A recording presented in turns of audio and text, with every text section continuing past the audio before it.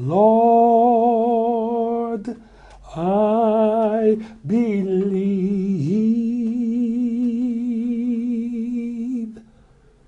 all things are possible.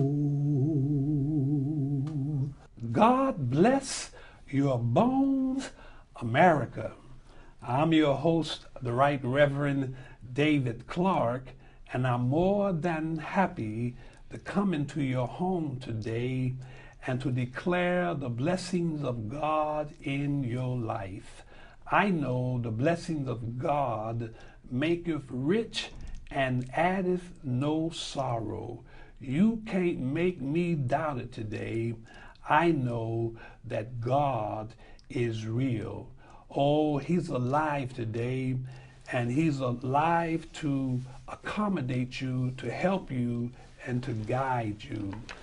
Oh, my friend, if you just hearken to the Word of God, if you just listen, if you just apply it to your life, I know He will bless you in the city, bless you in the field, bless you in your home, bless you going in and coming out, bless you wherever you put your hands to. The Lord will bless your life.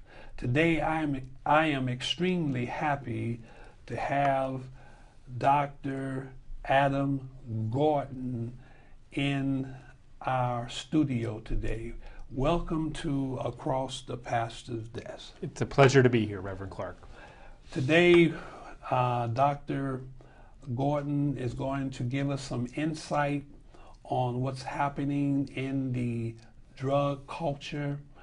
He's going to give us the pros and the cons. He's going to give us some of his research, share some of his writings. He is a prolific researcher nationwide. He is a prolific writer. You can Google him and you'll find out that he's an expert in the field. And I want to let him know that I appreciate the door of opportunity that he created for me in helping me participate in one of the research programs that he was involved in regarding drug and alcohol. So it's my pleasure to bring him to this particular show to share his heart and his passion. I'd like to find out your opinion on the medical marijuana. Some call it pharmaceutical marijuana, some call it synthetic marijuana. And I want to know, is it also called holistic marijuana? That's a great question, and it's something that's been very difficult in the society to understand all the terms regarding what marijuana is, as well as the holistic marijuana and medical marijuana. Let me briefly describe those kind of terms. Take your time, take your time. Look at that camera. So marijuana is obviously a plant that has several hundred chemicals, and many of those chemicals are called cannabinoid chemicals. Certain parts of the marijuana plant have been shown to be effective in medical purposes, classically for the treatment of nausea when you receive chemotherapy medications or medications to help with HIV. Medical marijuana is a movement across the country in order to allow physicians like me to write a prescription for someone for medical marijuana. And about 30 to 40 states have either legalized medical marijuana for the prescription for patients or are looking toward approving that legalization. There's also 2 states in the United States that have legalized marijuana for any purpose, for recreational uses. And these two states are just now learning about the consequences as well as the potential benefits of legalizing marijuana in those states. So when you ask the question, Reverend Clark, about kind of holistic or medical marijuana, it's a very complex issue. The key thing is on a medical front, no major physician organization has endorsed medical marijuana as a treatment. Like the American Medical Association, or especially one of the societies that I work with quite often is the American Society of Addiction Medicine, which we know marijuana can be extremely harmful, not only to the person, but also to the public at large. So, from your research and your investigation, there's no medical society or organizations who are endorsing marijuana usage? Well, certainly major professional organizations. I mean, there are certain organizations out there that have advocated for medical marijuana or advocated for recreational use of marijuana. Okay, so does the CDC? No. No, I mean, when you look at all practical purposes, Obama's White House is a classic example. Who have come out really against medicalization or recreational use of marijuana.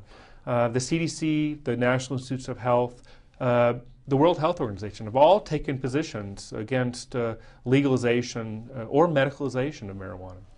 Now, I want to read a quote to you, and I want you to, and then I have a question. And this was Jesse Jackson. We need to see drug pushers as terrorists. Neither age, race, status, nor sex should be sanctuary. Drugs are a national security issue. Is marijuana a national security issue? In my opinion, it is. The marijuana is a drug, a substance, which many people get addicted to. And in fact, of all the users of marijuana, we know, as addiction medicine physician, that about 10% of those patients or those persons will get addicted to the substance of marijuana. And when you get addicted to a substance, you have all sorts of both medical problems, but also potential harm to other people around you. Jesse Jackson was a very appropriate quote. In many respects, drug use, like marijuana use, can disproportionately affect certain populations, racial minorities, poor, the underserved, who have seen in their culture the scourge of drug abuse and how it can really harm not only the society that they live, the environment, but also the families that they so cherish. Alcohol, marijuana, cocaine, all these are the same class of substances that can hurt that public, or cause public harm. So his statement has gone beyond his culture. Well, certainly, national security of course. I mean, when you think about it, if patients are abusing drugs or persons are abusing drugs, they're not going to be productive in society. And potentially they can cause detrimental harm to the society, whether it's economic, religious, political, social. And because of those harms, more people are affected by drugs of abuse than any terrorist has ever had against the United States. And so in many respects, their quote is totally appropriate. We lose millions and billions, actually, of dollars every year on the war on drug abuse. A tremendous amount of resources on the healthcare, but also in society to fight against this issue.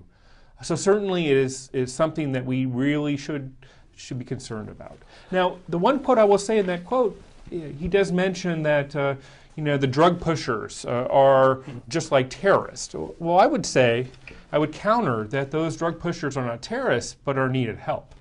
And in many respects, those patients or persons can get treatment for their drug abuse and maybe not get them in the legal system or in the criminal system, but in the medical and get the help that they need in order to help out.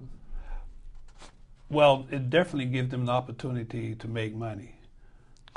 Well, I mean, in the drug, I'm sure you've had other guests on here who have talked a little bit about the Yes, drug I trade. have. And in many respects, you're not paying money for drugs. You're often bartering.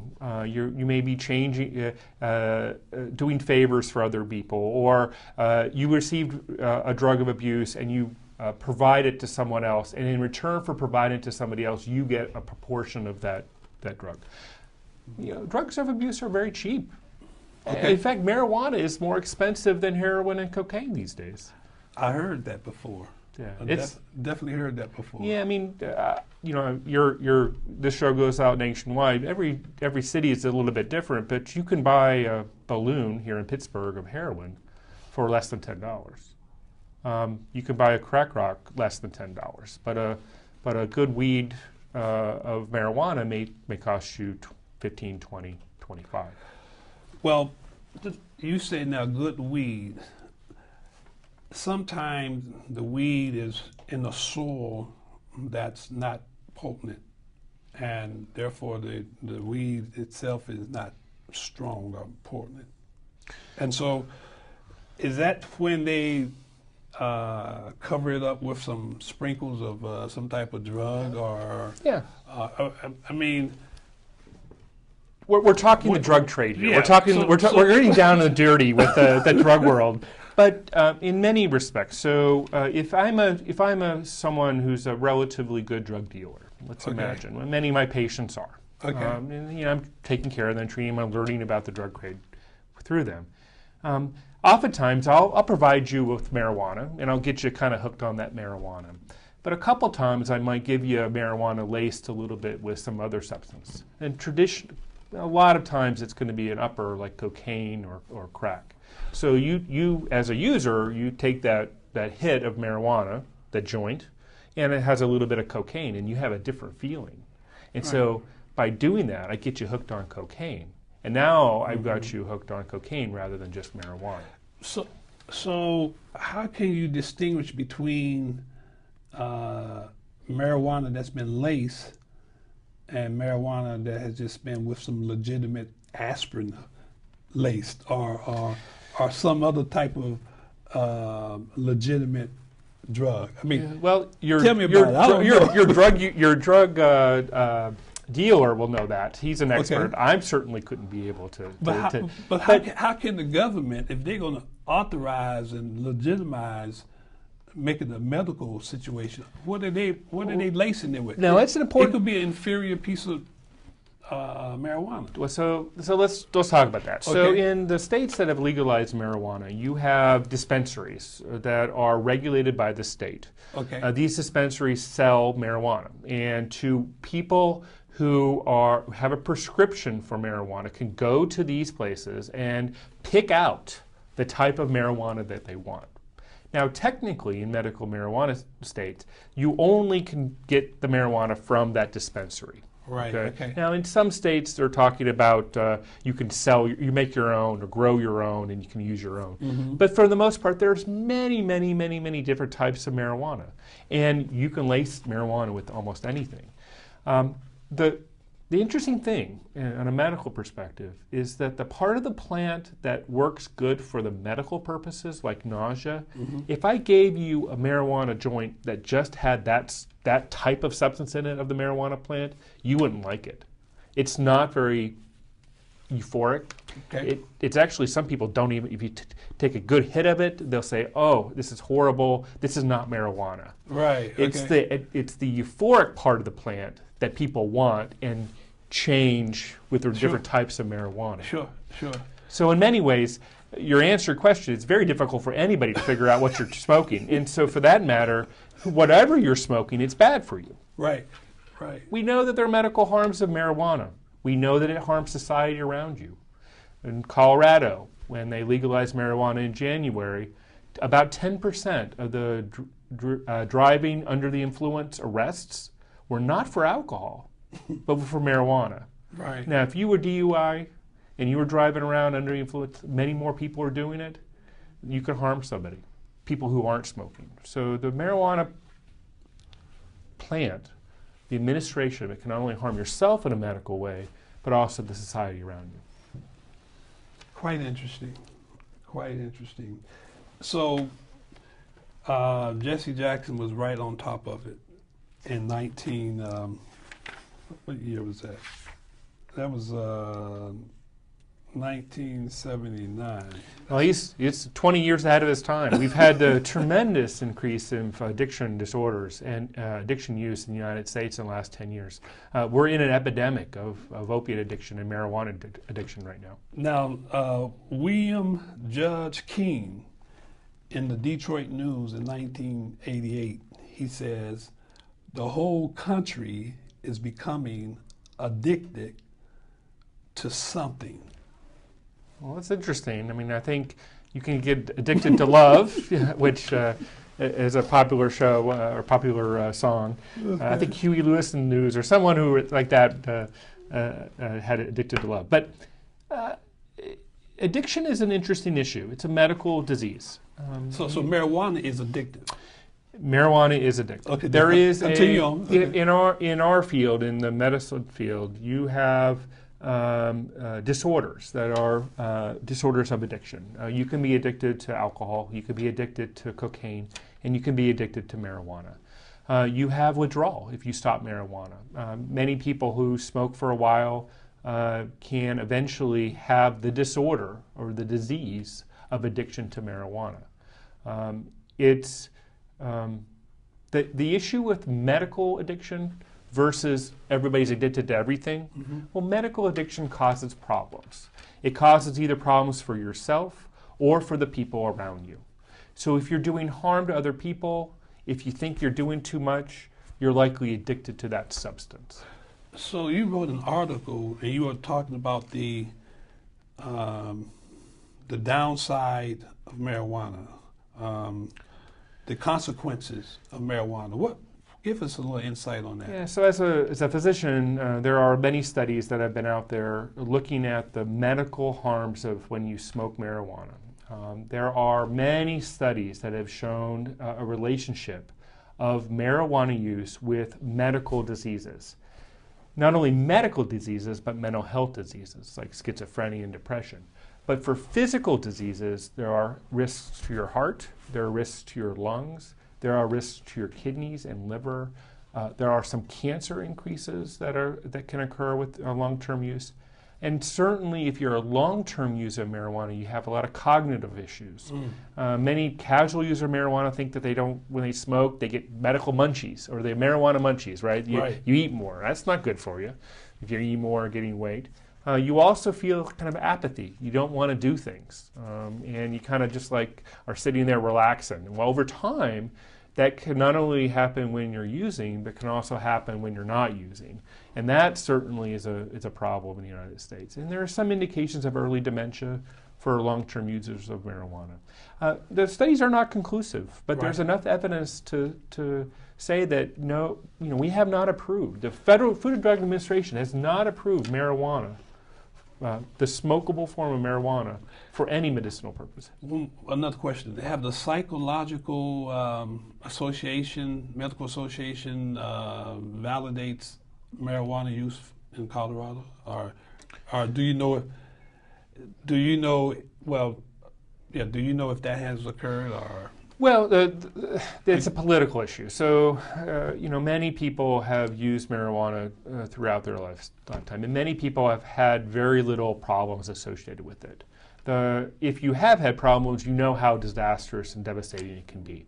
But for casual users, it's not. So in many states, it becomes a very political issue. Why can't we legalize this substance? It doesn't seem like it's having any harm, and it may have some benefits. So why don't we just legalize it? Let's decriminalize the use of marijuana. And so many of the states are thinking about that. And the two states, like Colorado, has done this, have done it basically to say, we think as a legislature that it's not, the harms are not there, and we may get some benefit. Economic, taxes, businesses, industry, it takes a lot of money to grow marijuana, but certainly can bring in some money as well.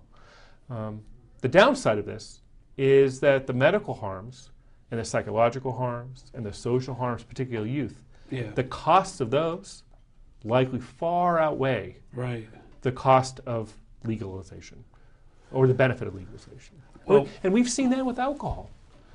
We've seen that with alcohol. We get some tax revenue from alcohol all the time, and every state does this. But the revenue that's generating is 6% of all the harms associated with consumption of alcohol in the United States. So it's a lose in terms of economic benefit. Well, you know, I know one of our guests in the past, he talked about emotional and psychological and spiritual, but he was saying how, you know, there's so many people who are making this marijuana who don't have skills, but they making marijuana out of, they're not even measuring it correctly and things of that nature, and people are still smoking it and lacing. I guess that type of abuse will always continue. So that's totally true, and the concern that we have in the medical community is that even in states which have licensed medical marijuana, and you're able to get marijuana, you could take anything, right? So you can either grow it yourself and take a substance that's really not benefiting you in terms of a medical perspective, and you don't know what you're taking in many respects. You go out to California or go to some states have legalized it, and there's a whole host of different marijuana plants in these dispensaries. How does the public know which is the best one for the medicinal purpose? Right. That's a good question. I guess it's going to be a hit and miss situation. The consequences is going to be different, and everybody's metabolism is different. The major concern, though, and that's true, but the major concern is as we move or hear the debate about legalization of marijuana, it makes it more easy for other people who have never tried the substance, particularly youth and particularly young adults, are more likely to experiment. And in the addiction medicine field, if you're experimenting with a drug, we know that, like I said, 10%, 20% will eventually get addicted to it and therefore have significant health problems and health-related consequences. Well, let's bring up the treatment for cocaine and the treatment for alcohol and the treatment for marijuana. Are they different or are they the same? Well, for every drug of abuse, there are certain treatments that are available. For the most part, all addictions have either pharmacological or medicines that you can use or non-pharmacological treatment. And there are 50 to 100 different types of non-pharmacological treatment. It could be community-based, it could be church-based, it could be group therapy, it could be individual therapy, it could be types of individual therapy. And what we do as addiction medicine providers is to match that patient or that person with the appropriate therapy. So for marijuana, there's no approved drug to cure or to treat marijuana use. But there are certainly good non-pharmacological therapies, group, religious, community-based programs that have been shown to be very effective at reducing the problem of marijuana use disorder. So treatment is important. Addiction can be managed and can be cured through treatment. Yeah, addiction is a chronic medical illness. It's something everybody who has had someone in their family or a relationship of someone with drugs of abuse has seen that it waxes and wanes. Sometimes they do better, they go into treatment, sometimes they relapse and get out of treatment. And it's a chronic illness just like high blood pressure, diabetes, and it has to be managed on a lifetime basis. So patients go in and out of therapy or treatment, and it generally does work if the patient and the family are working together in order to help that. It's never cured, though. I think it's something that always you have to attend to. Even patients who have had problems in their youth, their brain and probably still think about using that drugs every once in a while, but they've been able to cope based on some of the treatments that they've had over time. So we always think it's a chronic illness. There are some people that are prone to it genetically. Some people could take a hit of cocaine and not have any problem ever again. Some people have one hit and they're hooked for life. It's the person and it's the culture that they're in. Well, someone said trauma at a young age leads them to certain addictions. Is there any reality to that? Oh, certainly. Trauma, PTSD, depression, violence in the household, being around a culture of violence or culture of injury are all predictive of drugs of abuse and addiction in general. Right. I know that there's so much abuse going on until it really grieves my heart for children. So you heard of the drug Ritalin? Of course. Okay, so if the teacher or doctor prescribes this to a young kid before they're 7 years old, are they going to be prone to using drugs? Do you think they'd be prone to using drugs in the future?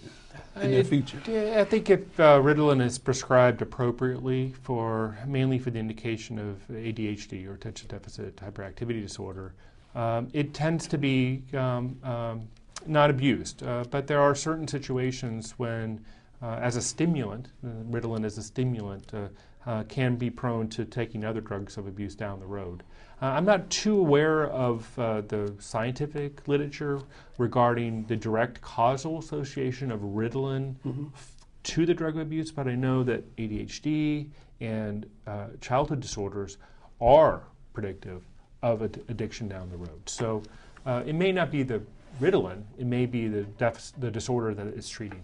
Right, right. Well, again, I thank you so much for arranging your time to come and participate in this war on drugs or drug campaign. I know you have a busy schedule, and I appreciate the time that you invested in me years ago to participate in the research project. We're coming to a close, but I'd like for the close to listen to the anti-drug song of Pennsylvania. The state legislators have given us a song to help the public cope with the drugs in our culture. So we're going to end on that note. My prayer today for each and every one of you is that God will give you eyes to see the light of Jesus, ears to hear the voice of Jesus, heart to accept his truth, and tongues to confess that Jesus Christ is Lord. God bless your bones, America.